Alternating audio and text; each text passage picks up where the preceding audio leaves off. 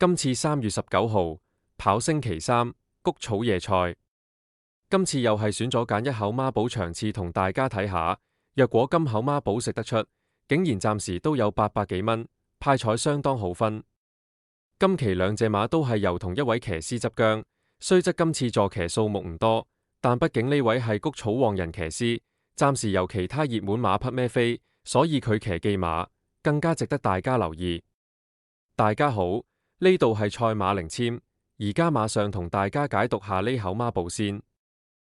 頭場就正而家所顯示，第5場第4班1650米，要講技旺人騎師就係巴道11號碧海藍天。今場記靈籤係16天邊啦背脊讓回。今次同大家講解一個反向記解讀。靈籤呢句係講解一個黃昏時候景象。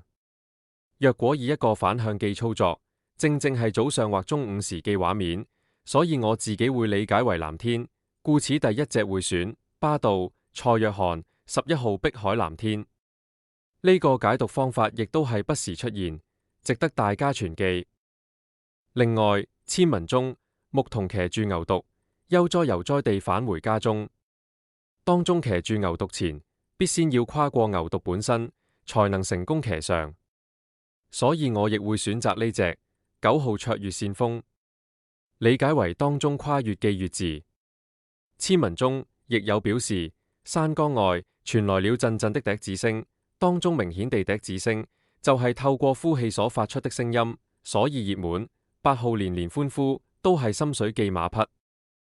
總結一下，第5場第4班1650米，心水就係呢幾隻馬。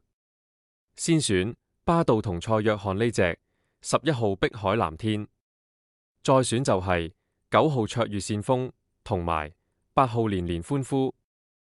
下一關第6場第4班1000米，香港足球會100周年紀念杯，巴道騎呢隻8號超強60，現時為半冷門身份，獨贏都有13倍。今場記靈籤係83，凡塵新力幾時閒？黃大仙講人在世上，幾時先可以得清閒？而根據馬名解讀，直至60歲，大家仍未到退休年齡，很多人都仍要為工作忙碌，營營役役，何來會得清閒呢？所以今場便先選擇呢隻半冷馬。其次，靈籤所示世事渾渾噩噩，堆積如山，如工作、生活等，如馬名7號同滿滿一樣，滿滿都係多並且係瑣碎記事。最後所揀記就係熱門馬4號勝萬金，無錢的望發達，有錢的又擔心子女不成才。選擇籤文當中所表達嘅有錢人，故此亦會包翻4號勝萬金在考慮之列。總結一下今場第6場第4班1000米，先選8號超強60、7號同滿滿同埋4號勝萬金。而第5口孖寶就會係巴道5場11號碧海藍天，射下一場6場8號超強60。